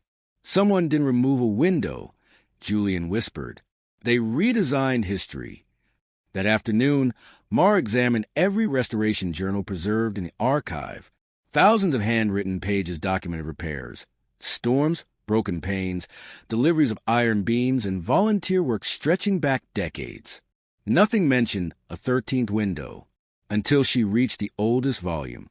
Its cover had nearly fallen apart. Several pages were missing. Near the back, pressed between two brittle sheets of paper, rested a dried silver leaf unlike any plant she recognized. Beneath it, written in faded ink, appeared a sentence so faint she almost missed it. When the 13th is forgotten, the labyrinth will remain beautiful, but incomplete. There was no signature, only a small emblem, a circle divided by 13 tiny rays. Julian spent the evening studying photographs taken inside the greenhouse over the past 50 years. He enlarged hundreds of images, searching not for what appeared in them, but for what should have. Then he found it. In almost every photograph, visitors unconsciously avoided standing before the empty frame. Children ran around it. Tour guides stopped just short of it. Wedding photographers positioned couples one step to either side. No one had instructed them. No signs directed them. Yet everyone instinctively left the space untouched, almost as though some invisible presence quietly encouraged people to walk around it. Julian stared at the sequence of photographs for nearly an hour. They'd been doing it for decades. That evening, heavy fog rolled across the hill. The greenhouse stood wrapped in pale mist, its broken roof disappearing into darkness. Mara entered alone. She carried no cameras, no notebooks, only the silver leaf recovered from the journal. Standing before the empty frame, she held the leaf toward the fading light. At first, nothing happened. Then the last ray of sunset struck its surface. The leaf shimmered. A narrow beam of silver light crossed the chamber and touched the empty opening. For one breathtaking moment, delicate lines appeared in midair. Not glass, not light, something between the two. A magnificent stained glass window slowly revealed itself, composed entirely of shimmering reflections. Unlike the other windows, it held no colors, only countless tiny mirror fragments. Each reflected a different part of the chamber, different visitors, different moments, different seasons. As Mara stepped closer, one reflection caught her attention. She was no longer looking at the present. She saw the greenhouse exactly as it had appeared generations earlier. The missing window stood complete. Children laughed beneath it. Artists painted nearby. An elderly woman gently placed her hand against the silver glass before smiling at someone beyond the frame. The vision lasted only seconds. Then darkness returned. The window vanished once more. Only the empty opening remained. Mara's heart raced. The 13th window had never reflected the world. It reflected memory itself. Somehow, the labyrinth had preserved echoes of every generation that had ever stood before it. Not in photographs, not in journals, within the glass. Outside, the evening bell from Blackridge echoed softly across the valley. Inside the silent greenhouse, Mara slipped the silver leaf carefully into her pocket once more. She no longer believed they were searching for a missing window. They were searching for the forgotten reason it had once been considered the most important window of them all. The glass labyrinth arced to the 13th window. The following morning, the greenhouse remained closed to the public. A handwritten notice hung from the iron gates. Restoration in progress. Thank you for your patience. Only a handful of people knew the real reason. Inside the central chamber, Mara and Julian had recreated the exact conditions from the previous evening. Mirrors redirected sunlight through the crystal prism. The silver leaf rested on a velvet cloth at precisely the same angle. Every measurement was recorded to the millimeter. Nothing happened. The empty frame remained exactly that. Empty. Julian sighed and lowered the light meter. It isn't responding to the light. Mara nodded slowly. It's responding to something else. By noon, they had exhausted every scientific explanation they could think of. Temperature, humidity, seasonal angles, glass composition, magnetic fields. Every result was perfectly ordinary. The labyrinth refused to reveal its secret twice. As Mara packed away the equipment, her eyes drifted toward the old guest book resting beneath the ancient oak in the garden. Thousands of visitors had written in it over the years. She suddenly remembered something. The mysterious silver window had appeared only after she had reread one of the earliest entries the night before. Not immediately, but moments later. She hurried outside. The guest book was enormous now. Its earliest volumes had become too fragile for everyday use and were stored inside the archive. Carefully turning page after page, Mara searched for the oldest handwriting. Some entries contained only names. Others were poems. A few were sketches of flowers that no longer bloomed in the garden. Then she found an entry unlike the others. The ink had faded almost to invisibility. Only under soft afternoon light did the words become readable. Every window remembers a different truth. The 13th remembers the ones no longer remembered by anyone else. There was no signature, only a date, 87 years earlier. Julian compared the date with every document they possessed. A smile slowly crossed his face. The greenhouse closed for restoration that same week. So that's the week the architectural drawings changed. He spread 2 blueprints across the table. The first showed 13 windows. The second, created only days later, showed 12. Someone had revised the official plans almost immediately after the mysterious journal entry was written. Not because the building changed, because the records changed. History itself had been edited. Late that evening, a violent thunderstorm swept across Blackridge. Rain hammered against the glass roof while flashes of lightning illuminated the maze in brilliant white. The greenhouse stood empty except for Mara. She had no experiment planned, no hypothesis left to test. She simply sat beneath the crystal prism listening to the storm. As midnight approached, the rain suddenly stopped. Silence settled over the labyrinth. One final flash of distant lightning illuminated the empty frame. This time the silver window appeared instantly, not faintly, completely. Every mirrored fragment shimmered like liquid moonlight. Instead of reflecting the chamber, however, it reflected faces. Hundreds of them. Visitors from different generations. Children, gardeners, artists, builders, musicians. Some smiled, some laughed, some simply stood quietly beneath the glass. Each reflection lasted only a heartbeat before another replaced it. Mara realized with growing amazement that these were not ghosts. They were memories.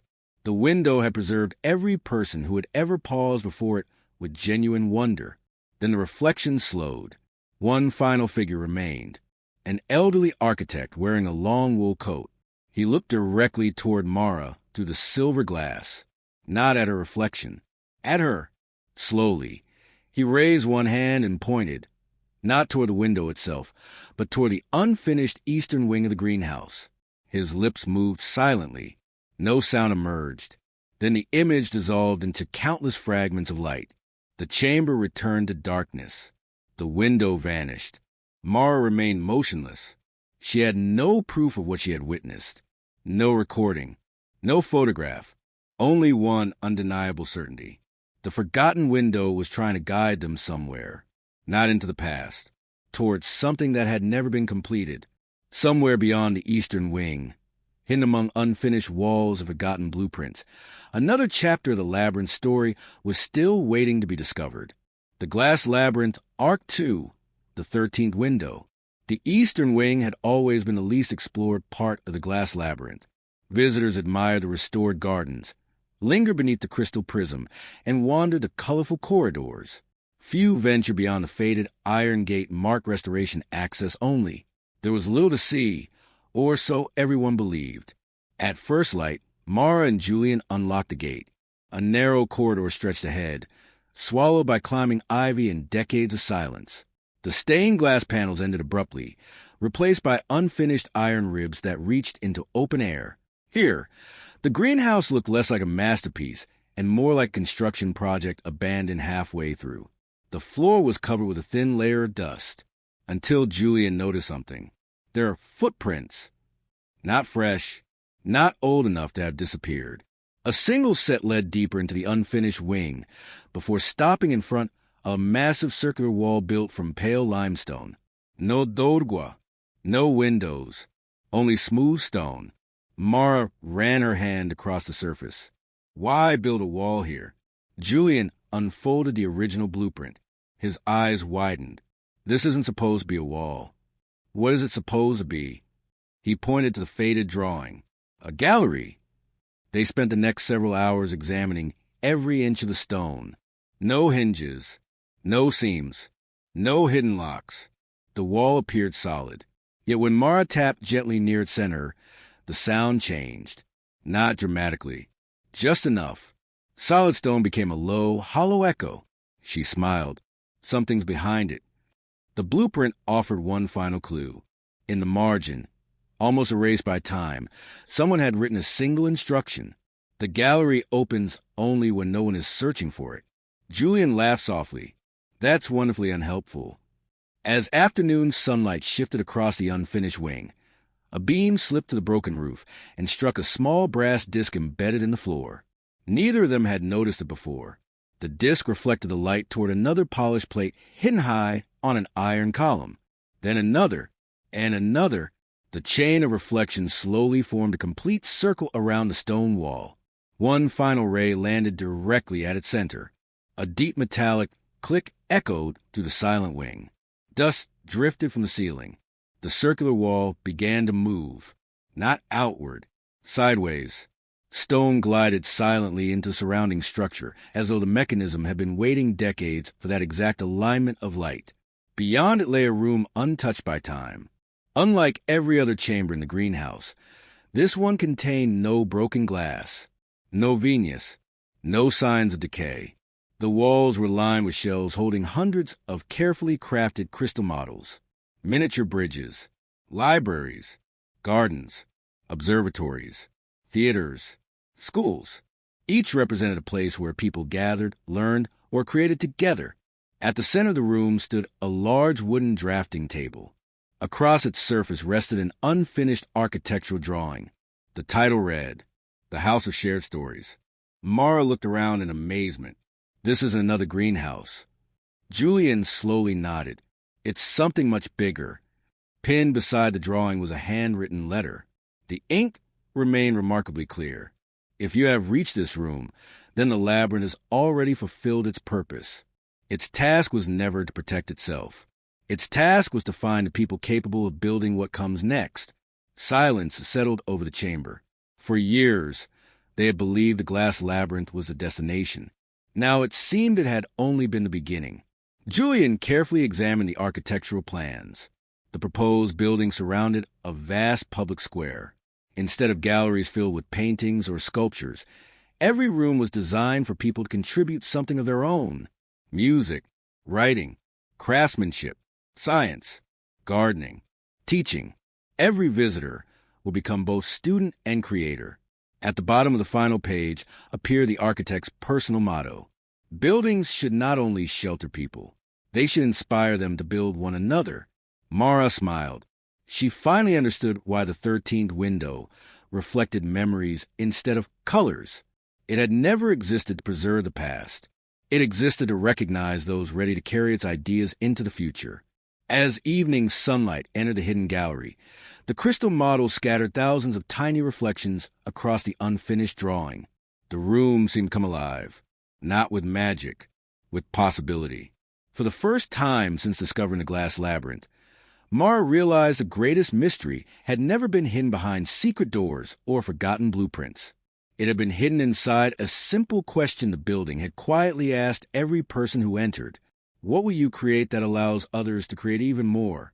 And somewhere beyond the hidden gallery, beyond the unfinished eastern wing, beyond the hill that overlooked Blackridge, the answer had already begun taking shape, waiting for the next dreamer brave enough to turn an impossible blueprint into something real. The glass labyrinth, Arc 2, the House of Shared Stories. For weeks, Mara and Julian told no one about the hidden gallery, not because they wanted to keep it secret, because they feared the room would disappear beneath crowds before they understood why it had been built. Every morning they returned with notebooks, cameras, and measuring tools. Every evening they left with more questions and answers. The crystal models lining the shelves appeared identical from a distance. Up close, each was unique.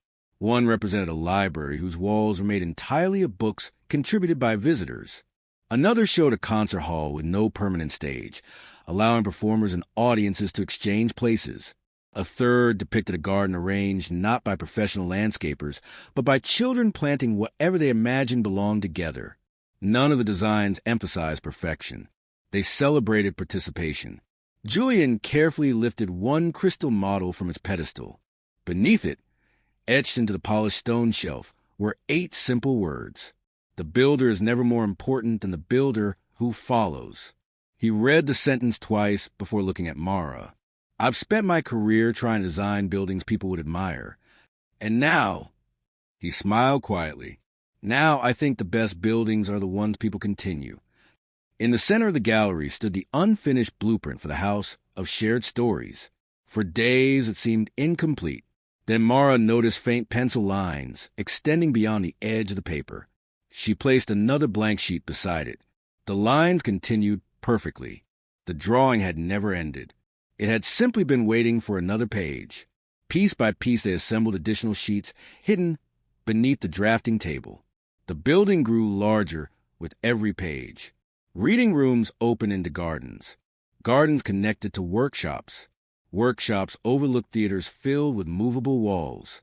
There was no grand entrance, no imposing facade. The architect had designed a place where every doorway felt equally welcoming.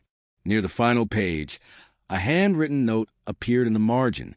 Architecture should never tell people where they belong. It should help them discover it. Late one afternoon, sunlight poured through the unfinished eastern wing. As it crossed the hidden gallery, every crystal model scattered tiny reflections onto the blueprint. The beams intersected. Rooms glowed one after another. Then the reflections gathered at a single point near the heart of the drawing, a small circle, no larger than a coin. Mara leaned closer. Inside the circle, invisible until illuminated, was another inscription. Begin here. There isn't even a room there, Julian observed. There is now. Without saying another word, Mara picked up a pencil resting on the table. For the first time in decades, someone added a line to the unfinished blueprint. Then another. She wasn't changing the architect's design. She was continuing it. Julian added a note describing a flexible studio where visitors could teach one another any skill they wished. Neither of them hesitated. The blueprint no longer belonged to the past. It belonged to everyone willing to imagine what came next. As dusk settled over Blackridge, the crystal models shimmered one last time before fading into the evening shadows. Mara rolled the expanded blueprint carefully and placed it back on the drafting table. The hidden gallery felt different now. Not complete. Alive. She glanced toward the corridor, leading back to the glass labyrinth. For years, she had believed the greenhouse guarded its greatest treasure behind locked passages and forgotten walls. She finally understood the truth. The treasure had never been the gallery. It had never been the 13th window. It had never even been the remarkable building itself. The true treasure was the courage to leave something unfinished. Not through neglect, but through trust that someone, someday, would care enough to continue the work. As they closed the hidden chamber for night, a soft breeze drifted through the eastern wing. Somewhere above, the remaining stained glass windows caught the last light of sunset. For just an instant, a pale silver reflection flickered across the stone floor. The 13th window had appeared once again, not to reveal another secret, but to quietly acknowledge that its purpose was finally being fulfilled. The glass labyrinth, Arc 2, the first stone. The news spread slowly, just as Mara had hoped, not through newspapers or television broadcasts, but through conversations carried from one person to another. There's a place where ideas are still being built. There is a blueprint no one person can finish. There is room for one more dream. Within weeks, architects arrived carrying sketchbooks instead of presentations. Teachers came with lesson plans scribbled on loose paper. Gardeners brought seeds collected from family gardens. Musicians carried worn instrument cases. Woodworkers, glass artists, historians, engineers, poets, and children all crossed the old iron gate with the same uncertain expression. No one had been invited personally, yet everyone seemed to know they belonged. The unfinished blueprint remained at the center of the hidden gallery. Beside it lay a simple wooden box containing pencils of different lengths. No instructions, no signatures, only a brass plate engraved with a single sentence. Leave the drawing better than you found it. At first, visitors hesitated. Who was bold enough to add a line to the work of an unknown master? Then an elderly carpenter quietly drew a wooden reading bench beneath a maple tree. A teenage violinist added a circular performance space where audiences could sit among the musicians instead of facing them. A botanist sketched a greenhouse filled with endangered plants, each accompanied by the stories of the people who protected them. Piece by piece, the blueprint evolved, not through one brilliant vision, through hundreds of thoughtful contributions. Julian began documenting every addition. Surprisingly, no one erased another person's work. Instead, they expanded it. A child drew a bridge across a small stream. An engineer returned days later and carefully designed the bridge's structure without changing the child's original shape. A baker suggested an outdoor kitchen. Nutrition students transformed it into a community cooking school. Artists designed walls intended to be repainted every year. The building seemed to grow naturally, as though every idea had been quietly waiting for another to complete it. One evening, Mara climbed once more to the central chamber beneath the crystal prism. The labyrinth was empty. Moonlight poured through the 12 stained glass windows. Then, almost imperceptibly, a pale silver glow appeared where the 13th window belonged. This time, the reflections were different.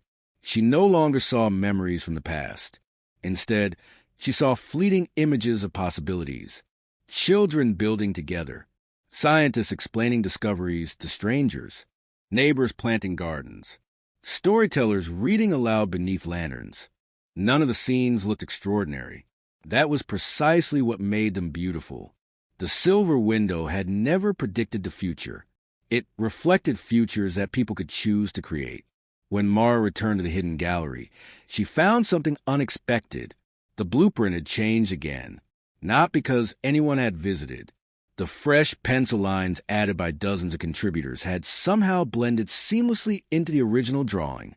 It was impossible to distinguish the century-old ink from the sketches made only days earlier. Julian examined the pages in disbelief. The paper hasn't changed. The story has. Mara smiled. The architect planned for this. She gently touched the corner of the blueprint. It was never meant to preserve one person's vision.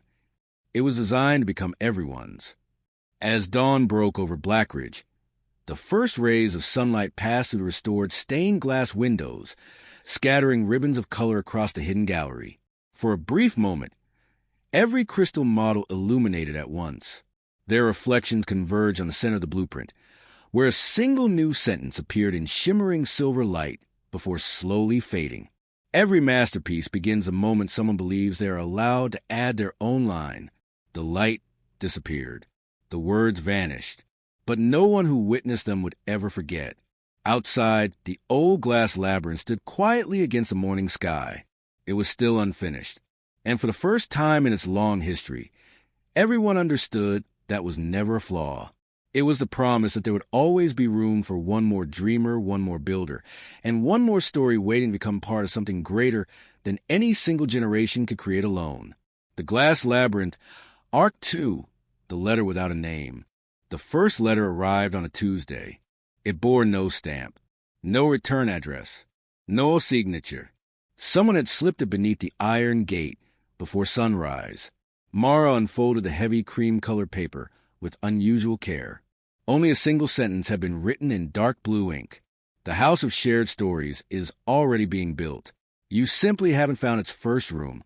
Julian read the note twice before looking up. I thought the blueprint was only a vision. So did I. Neither of them spoke again for several moments.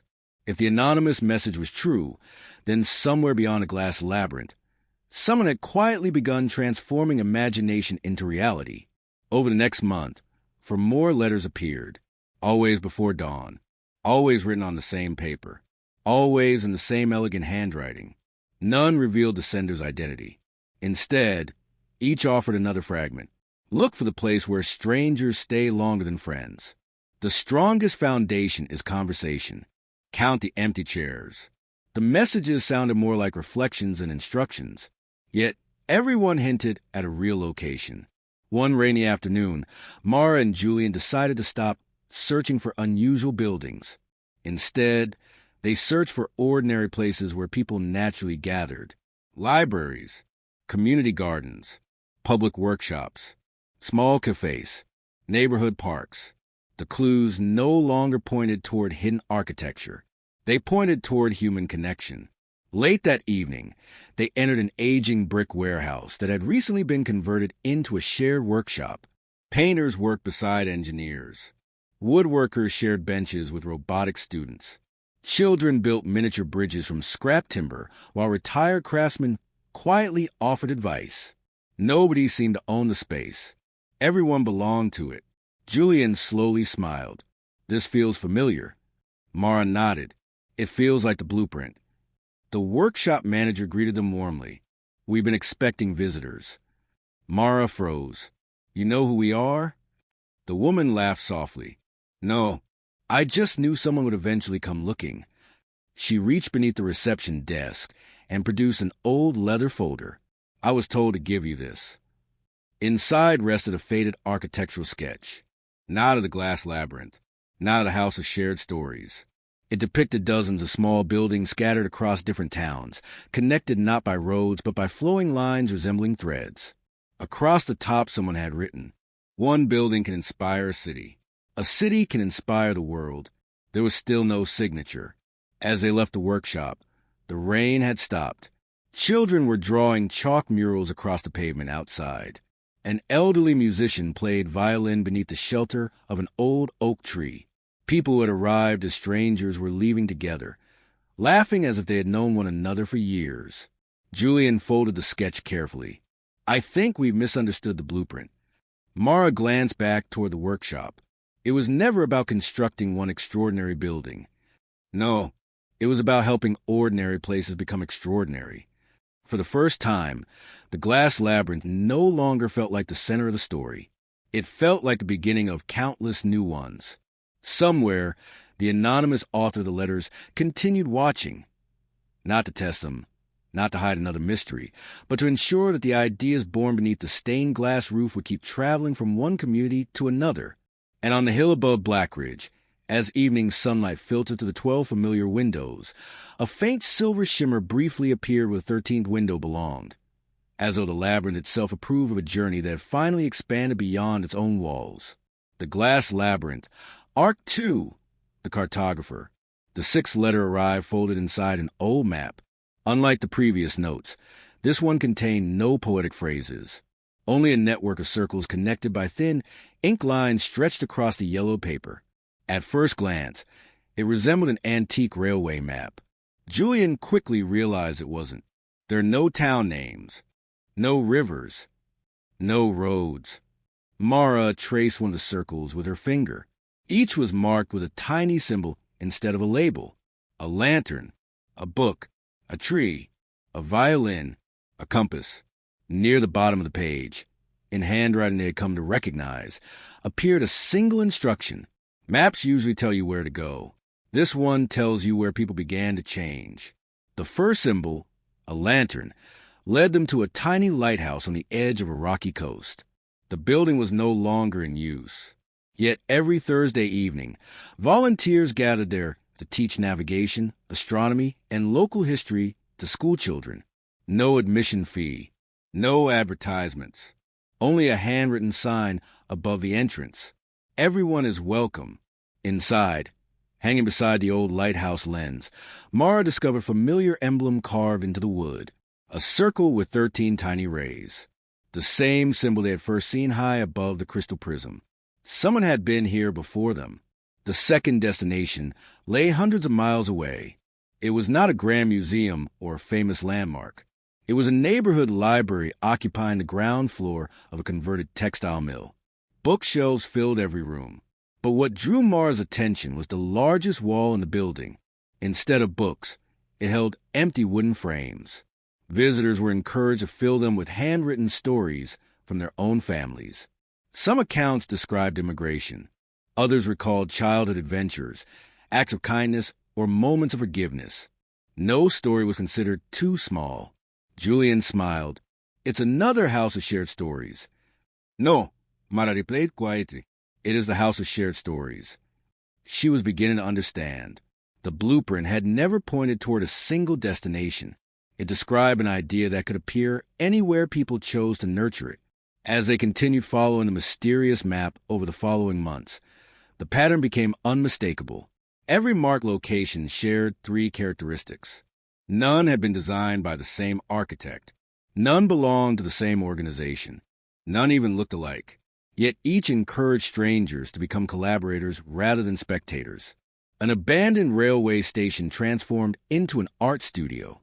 A neglected orchard reborn as a public garden. An old theater where audience members finished unfinished plays left behind by previous visitors. Every place seemed to carry the invisible signature of the glass labyrinth. Not in stone, not in glass, in spirit. One evening, after returning to Blackridge, Mara spread the map across the drafting table inside the hidden gallery. For the first time, she noticed that the ink lines connecting the circles formed a familiar shape. Not a railway, not a constellation. The outline of a tree. Its trunk began at the glass labyrinth. Its branches reached outward across towns and generations. Each destination was another leaf, another story, another act of quiet generosity. Julian stood beside her in silence. The labyrinth isn't the end of the map. Mara nodded. It's the root. She looked toward the unfinished blueprint resting beneath the crystal models. For years, they had searched for hidden rooms, forgotten windows, and secret passages. Now the greatest discovery seemed almost impossibly simple. The true labyrinth had never been made of iron corridors or stained glass. It was the invisible network created whenever one act of creativity inspired another and another, until people separated by hundreds of miles unknowingly became part of the same story. Outside, the evening breeze stirred the ancient oak in the garden. Hundreds of glass leaves chimed softly together. Among them, one silver leaf caught the fading light and shone more brightly than the rest, not as a signal that another mystery awaited, but as a quiet reminder that every journey worth taking eventually becomes a path others are willing to follow.